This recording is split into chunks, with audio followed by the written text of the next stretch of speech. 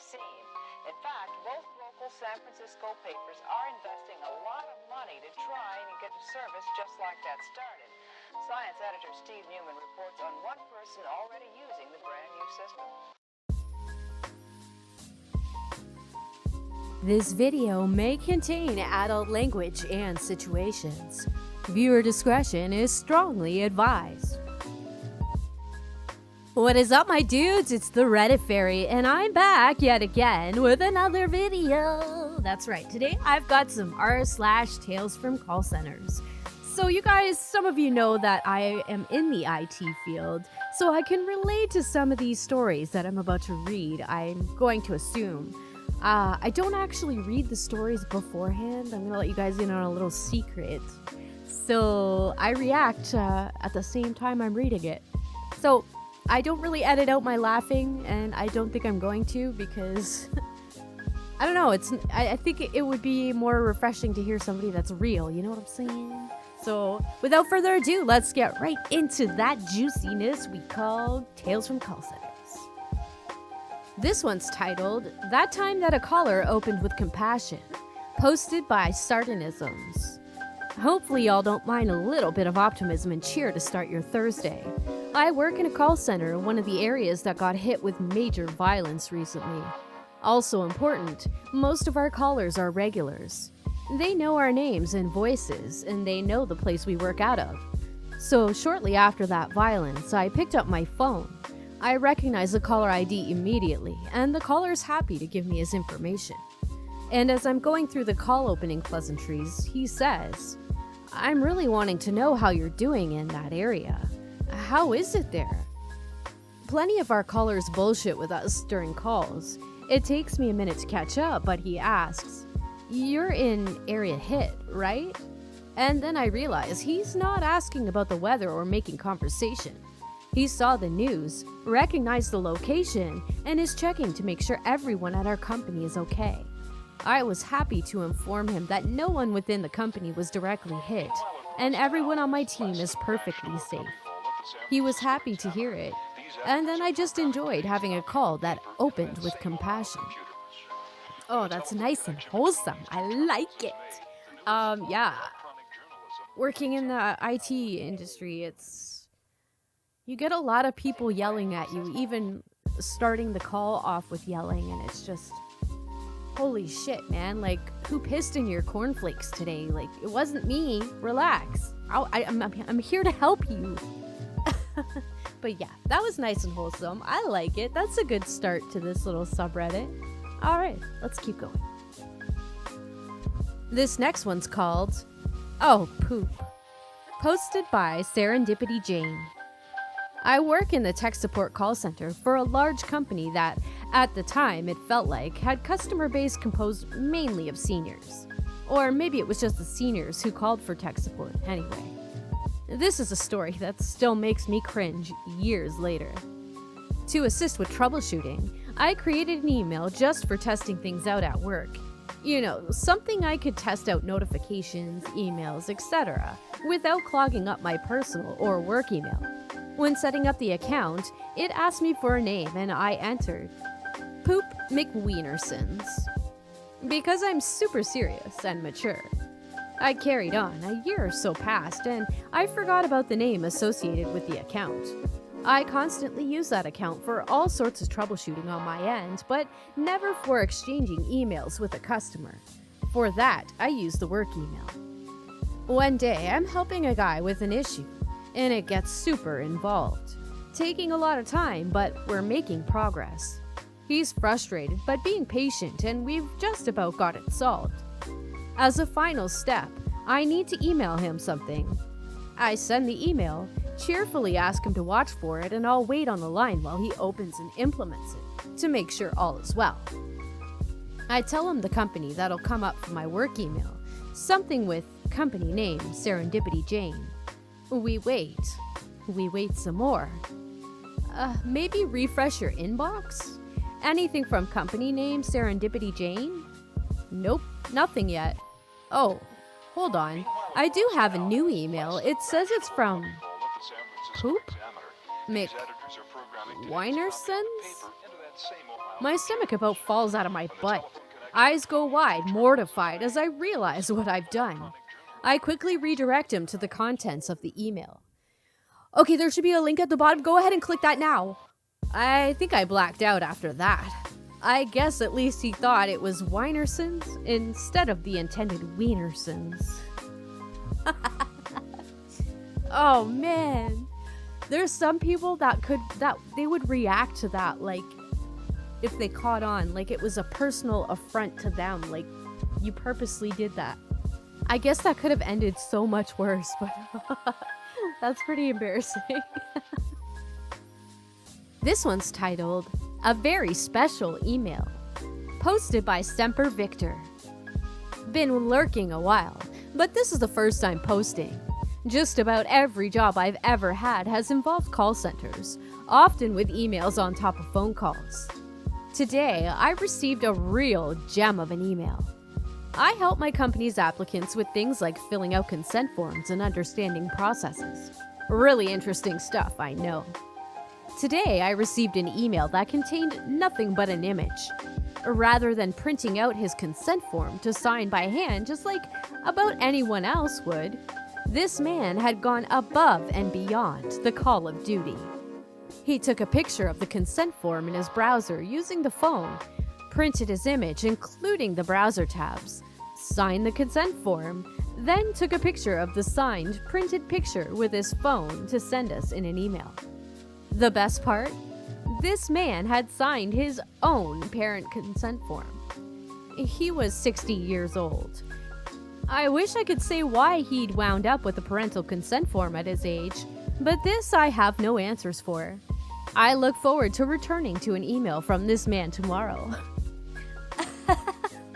It's like some old people that call into my work and they get confused when they say, my password isn't working, and you say, are you speaking about your Windows password, or are you speaking about your email password? And they're like, yeah, my Windows password, only to discover it's neither, and it's actually credentials for a software they use within Windows. And the first half an hour was just you playing detective trying to get to that point, but at least this guy is pretty crafty, and he that was good. I like it. This one's titled, You've Made the Worst Mistake in Your Life by Answering This Call, posted by Absurd-n-Nihilistic. Hi all, it's time for yet another story of my career in contact centers. Today is a story from my current job. I work for a government department. One of the areas in my department handles is toll tag accounts and toll notices. In short, you drive through any toll road in the country, a little tag in your car beeps and the toll is deducted from a credit card on your account. Your account can either top up automatically via credit card or from manually putting cash into the account. This will be important later.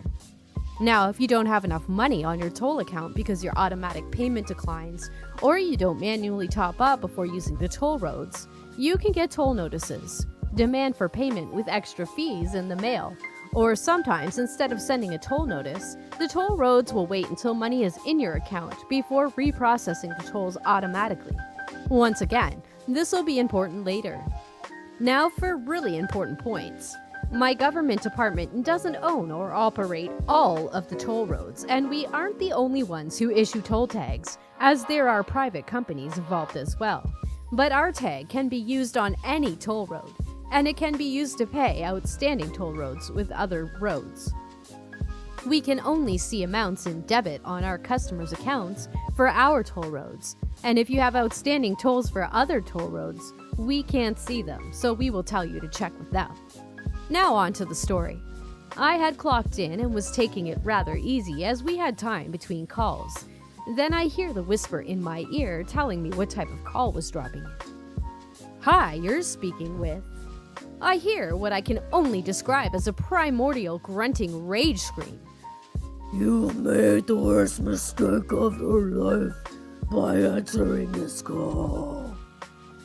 I was obviously taken aback, but as we all know, pissed off people come with the job and they, for some reason, feel it's perfectly reasonable to scream at you during your intro. I'm sorry. What's the reason for your call today?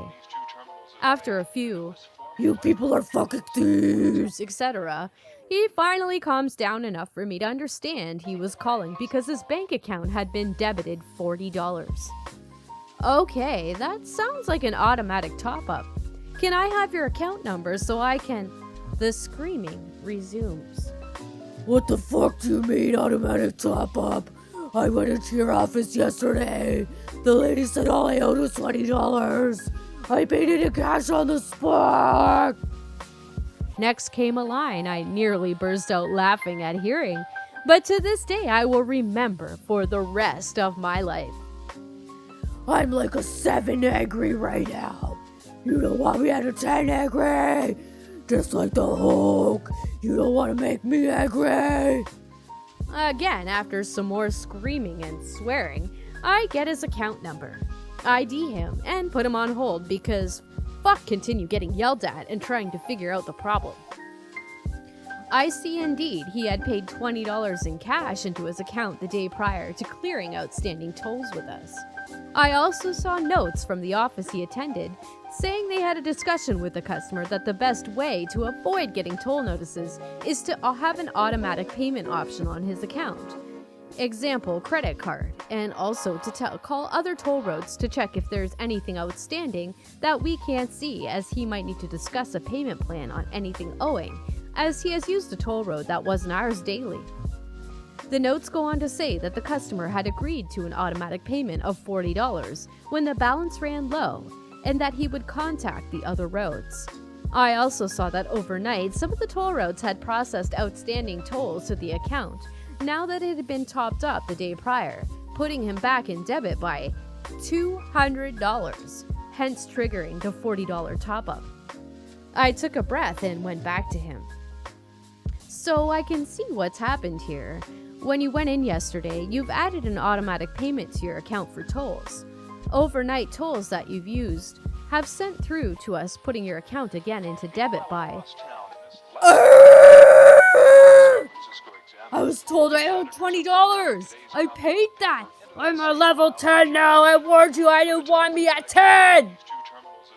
What came down my phone was a stream of every type of insult, slur, and possible way to call me, the lady at our office, and the government thieves. I don't know if this guy was just having a bad day, had a brief moment of insanity, or was genuinely mentally unwell, but he certainly wasn't being rational in any way. When he paused to get his breath back, I interjected. If you can just give me a moment to explain. Why the fuck would I let you talk? At this point, I was well over him and dropped the customer service voice and said, "Well, why did you call then?" I guess my logic bomb poked Hulk too much because I heard another loud grunting scream and then a thumping sound before the line disconnected. I presume he started smashing his phone on a table or something. Either way, he wasn't my problem anymore. I diligently left notes, explaining as much as I could in hopes to help the next poor bastard that got him over the phone, or face to face. Oh shit. I think I killed my voice doing that. Oh my god. I've dealt with some angry people like this, and one time I asked for the guy's account number and he lost his shit on me saying, "Don't you know who I am?" And I'm like, "Well, no, I'm trying to figure that out." Like, I'm not a witch, I'm not psychic. How am I supposed to know who you are if you don't give me your information? But he started calling me every name in the book, saying that there was a note on his account, that I am not to ask for his account number. And even though I tried explaining over and over and over, how am I supposed to know that if I don't have his account in front of me? He just didn't get it. And after calling me every name in the book, I finally said, "All right, sir, have a great day." And I ended the call. But people are still entitled like that. Oh boy. This next one's titled, "If You Give a Racist Long-Term Disability Benefits," posted by user flutter_hush. So first off, I need to clarify that I don't work in a call center. I work in the benefits department of a large corporation, specifically the department that deals with life insurance and long-term disability insurance. We get phone calls from employees and their families about their life and disability benefits and claims. I only started in June, and phone calls have been rather mundane. That is until yesterday. Me, yours truly, and racist former employee. Me. Thank you for calling company benefits. This is Flutter_Hush. How can I help you? Racist former employee. You've got to help me. Me. Absolutely, ma'am. What's going on? Racist former employee then goes on a long tirade about how she's 80 years old, blind, and is now having to take care of another family member. Me. I'm so sorry to hear that you're having such a frustrating time. Racist former employee. Frustrating time? It's more than frustrating time. I'm living hell on earth here because of company. Me. I'm so sorry, ma'am. Can I have your employee number? Racist former employee then takes about 5 minutes to give me her employee number before finally handing the phone to some other woman because she apparently can't read all of the numbers. I finally am able to get her pulled up in our system. I see that she resigned from the company in 2014 and had no benefits. Me. All right, ma'am, how can I help you? Racist former employee. Well, you can help by turning my disability benefits back on. Me. I'm sorry, ma'am, but it shows that you no longer have any benefits with us as you are no longer an employee. Racist former employee. But that's not so. She annoyingly enunciates each word. I was told that the disability policy was mine and that it would be effective for life. Me. I'm sorry about that, ma'am, but we can't turn back on your disability benefits. When you left the company, your benefits terminated. You could have converted your policy to an individual policy with the insurance company, but you would have to have continued premium payments for the coverage to remain active. But that's not so. She enunciates every word, even more annoyingly this time. No one told me anything about premium payments. I was told that this was my policy and it would always be effective. Me. I'm sorry about that, ma'am, but I'm afraid you no longer have benefits with us, and we cannot turn on your disability benefits again. Racist former employee. I want you to give me the name of the person in charge of this plant.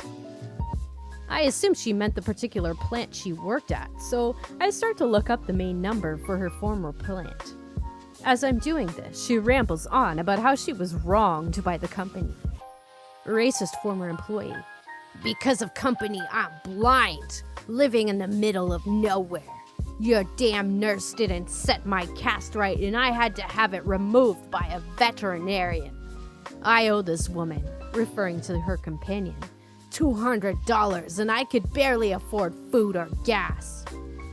I start giving her the phone number to her former plant. Racist former employee. I already called there. I want you to send me the records of everything that happened to me. Everything that you see on your screen. Me. I'm sorry, ma'am. I can't do that. Racist former employee. Why not? They're my records. Perhaps we should take this to court. I'm sure you'll have to provide them then. Me.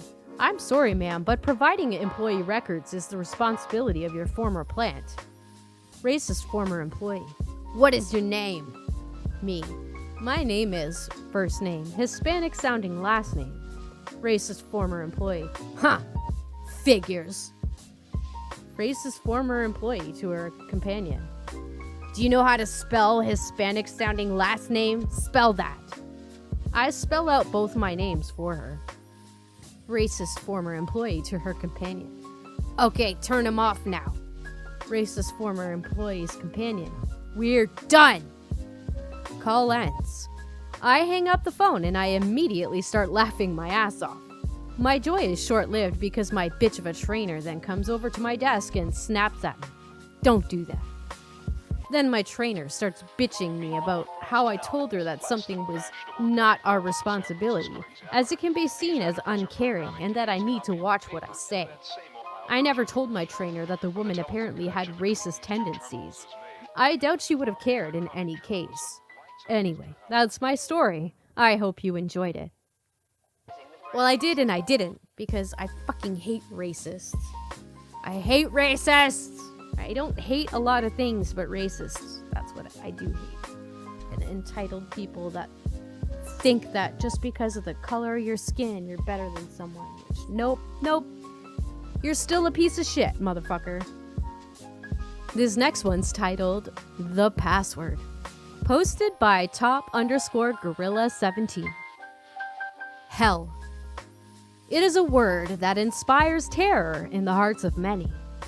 A brutal and savage realm of horrible agony and suffering, the likes of which can only be experienced on this mortal coil upon repeated viewing of National Lampoon's Christmas Vacation 2, Cousin Eddie's Island Adventure.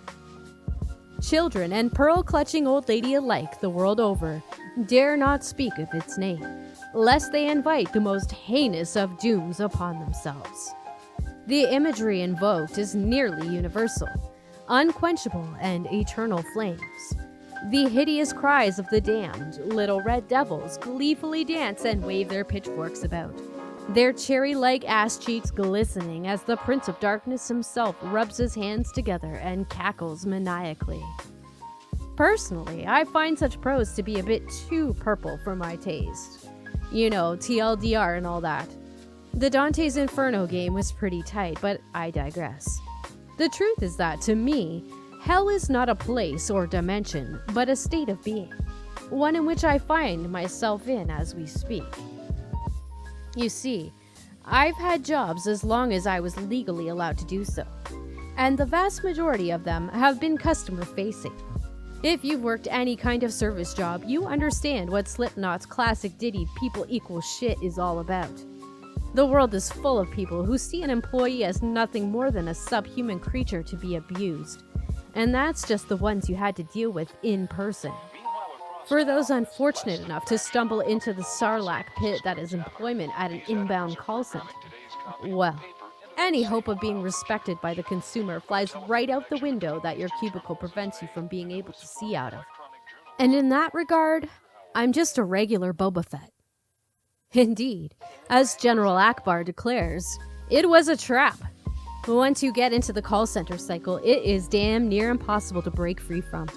Not that I've managed to accomplish such an incredible feat. I've been doing this for nearly a decade at this point. Still, I maintain hope that one day I will escape from this administrative bastille. I remain unbroken, though not for lack of effort on the part of those who call upon me to cater to their whims. I remember one call in particular that I had some time back while I was working for a large retirement firm, which made me consider banging my head against the wall until death's sweet embrace took me away. See, my job was really quite simple. I was to sit there at my desk and take calls from people who had forgotten their password to the company's website. The task was easy enough. Ask the caller some questions to verify their identity and reset their password. It was honestly the most straightforward call center job I've actually had. That is until Gloria called. The conversation began, as all calls into the center did, with me on my best manners greeting the caller and asking how I could help them today. "I need my password reset," the caller said. "Okay," I replied. "Please state your name and SSN." The woman gave me her name, but was not down with giving me her social security number. Whatever, that was fairly common. People are understandably hesitant to say that number out loud over the phone, and as long as she could verify some alternate information, I could still help her out. So I tried looking her up by name, except there were no results. So then I asked her if she might be in the system under a maiden name, to which she said yes. So I searched for that. Still, I found no matching results. Over the course of a half an hour or so, I tried everything I could think of to locate this woman in our system, because she insisted she had an account with us, and I aimed to please. I'm talking date of birth, account numbers, first and last initials, etc. So then I asked, what kind of account? Is it a 401k? No. 403B? No. Roth IRA? No. She sighed in frustration. I was just about to crack. Ma'am, I'm having a very difficult time locating you in my system. I really am going to need that SSN to find you. No, she interjected. I never even gave y'all my socials, so how you supposed to find me? Sigh. Look, is it possible you were trying to access something other than one of your retirement accounts? Maybe that's why I can't find you. She grunted, obviously displeased by the question. I don't even know why y'all keep asking me about retirement accounts. It's not rocket science. I can't get logged in, so I googled password reset, and this is the number that popped up first. That's when it hit me. Ma'am, I asked, exactly what kind of account do you have with us? I'm trying to get logged back into my Netflix, you dummy.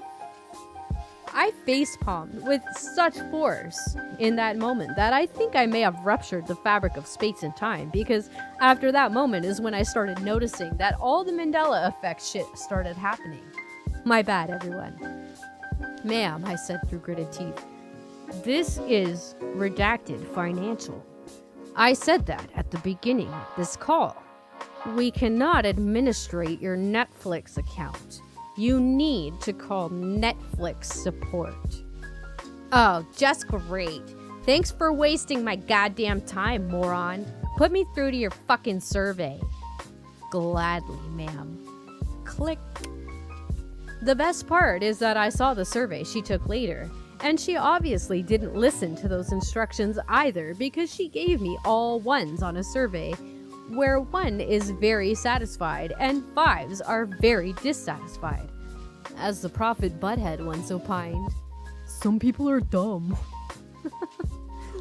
Sorry, I can't do a Butthead impression.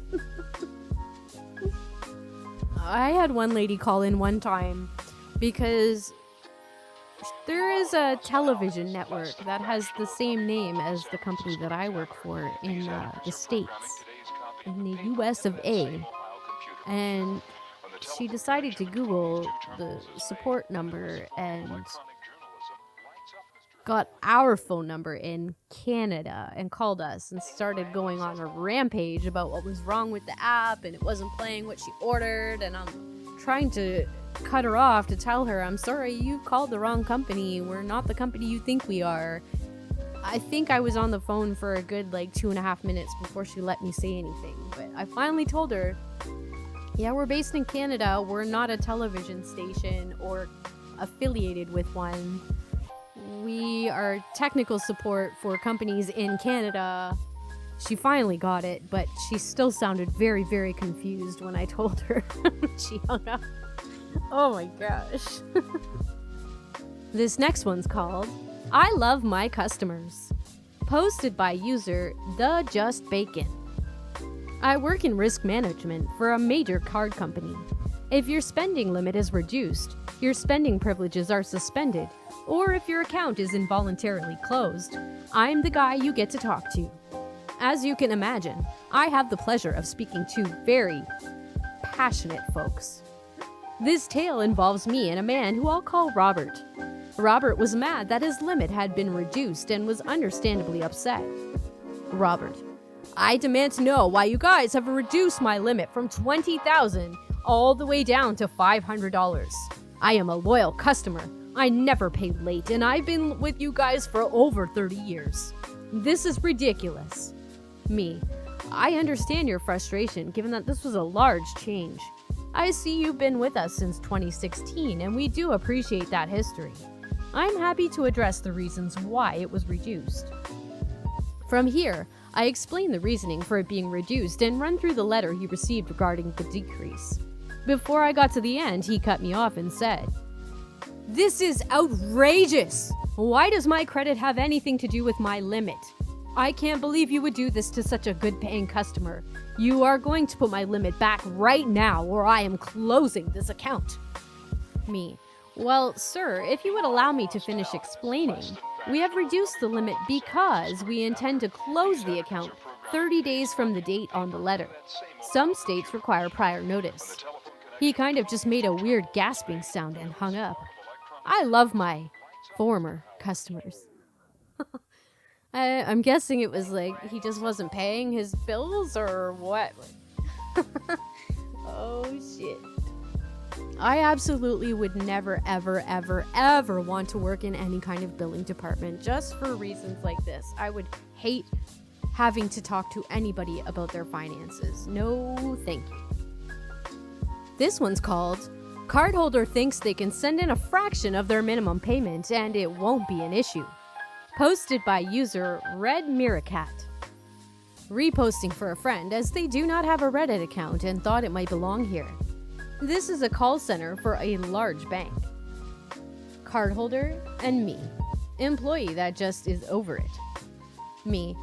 Thank you for calling bank. My name is me. How can I help you? Cardholder.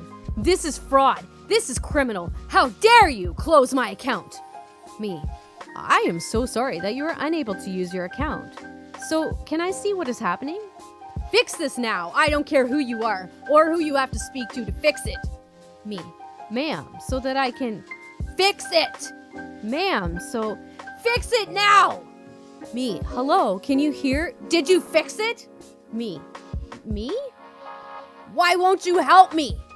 I'm over this woman screaming at a level 10 at me. Me. Marco. Did you just say Marco to me? Me. The correct answer is to say back is Polo, but I was checking to see if you could hear me. I'm so glad that you can. Customer. Are you making fun of me? Me. No, ma'am, but I don't know who you are, so I can't see your account to fix it. Customer. Why didn't you just say so? Deadpan face with a solid 10 seconds of silence. Cardholder. Are you there? Me. Oh, thank you so much for turning down your phone. Your voice was so loud I couldn't understand you. May I have your name? Cardholder. Dumb customer. Me. Thank you, Ms. Dumb. Can I have your card number? Cardholder. You should have it. It's your bank. Me. Ma'am, I'm not allowed to do magic on company grounds as it's against FCC regulations. Can you read the number off the plastic card? How this line doesn't get me fired is beyond me. Cardholder. Reads numbers off slower than Big Bird on Sesame Street. Me. Thank you, Ms. Dumb. For security, can I have your mother's maiden name? Cardholder. Why the duck would I give you that? You're going to steal my information? Me. Like I said, ma'am, magic is not allowed on company grounds, so your information is safe, which is why we ask questions. Cardholder. Dumber. Me. Thank you. It looks like your account was closed because we haven't received a minimum payment in 3 months. Once a cardholder. Yes, I have. I sent money. Turn it back on. Me. Ms. Dumb, I show your minimum payment is $260, and we have gotten payments of $20, which is well below the minimum. Cardholder. See, I've sent payments. Turn my card back on. Me. Ma'am, until your account is current, we are unable to reactivate it. Cardholder. But I have sent you money. Me. That's not how this works. You don't get to pick the amount you sent in. You have to send in at least the minimum payment, though if you look at your statement, it's recommended to send in more than that. Cardholder. So you're going to turn it back on? Me. No. Cardholder. Why not? Me. Ms. Dumb, what does the word minimum mean? Cardholder. Head equals desk. Me. It's the smallest amount we will take. It's like if you go to the fair. If you're not at least this tall, you cannot ride the Ferris wheel. The money you have been sending in is like that. Not big enough to ride. Almost said Dumbo. The Ferris wheel. The little box that says minimum payment is how much you need to send in to keep using the card. Does that make sense? Cardholder. But I don't have that much money. Me. Then I would recommend to not use the card, as all of the money does need to be repaid back. It's not free. It's a loan. Cardholder. So you're not gonna turn it back on? Me. No. Cardholder. Fine. I'm gonna open a card with another bank. Me. And that's up to you, Miss Dumb, but the same rules will apply and you will still need to pay the bill. Click. I would love to say this call was unique, but it happened 2 to 3 times a week. TLDR. Rude cardholder doesn't understand how credit cards work, and I, for the umpteenth time, had to make up for the lack of education our school systems provide. Oh, and I don't do magic on company grounds per the FCC. Edit. Thank you for the gold. It's been said a couple times that this is fake, and I wish it was. My friend is not a good phone agent. How they don't get fired is beyond me for the things they say to customers. But they have 0 absences and always show up on time. So there is that. Yeah, I've gotten away with some things, but I'm really good at disguising an insult with my voice. I guess I have a really good customer service voice, so they don't realize that I'm being short with them, but I've gotten away with it a few times. I totally believe this story. I believe it 100%. And for the last story of the day, this one is called Wholesome Cell Phone Customer, posted by user Saracen. I did calls for cell phone providers for years, and while I have plenty of stories, this one stands out. Lady called to upgrade to a new phone. Looking at the account, she's had the same phone for 10 years. It was one of those old Nokia brick phones. She decided it was time to try a smartphone. But I noticed this was the only phone she'd had on the account since she opened the account, and the date caught my eye. September 14th, 2001. I casually mentioned it and she told me the story. She had been in New York during the attacks and was stranded there. She couldn't communicate with anyone for days. Finally, she found our store open and with service. So she opened an account and was finally able to contact friends and family, and was happy with the phone and service. So she kept them for over 10 years, never changing her plan or phone. My only regret was I didn't ask her to mail the phone to our center. I'm sure the company would have loved to have a cool piece of history. Whoa, that's crazy. I kind of got chills reading that. Oh boy. We can get into the whole conspiracy theory portion of September 11th, but y'all gotta admit that is pretty chilly. Whew. Alright, my dudes, that's all the stories I've got for you today. I hope you enjoyed the wholesome start and ending. I guess that was kind of wholesome ending there, but I hope you enjoyed the Tales from Call Centers, because I'm pretty sure it's going to make a return on this channel, because I have a lot of fun reading all these tales from subreddits. It's just, most of my life was either tech support or retail, so I really identify with these ones.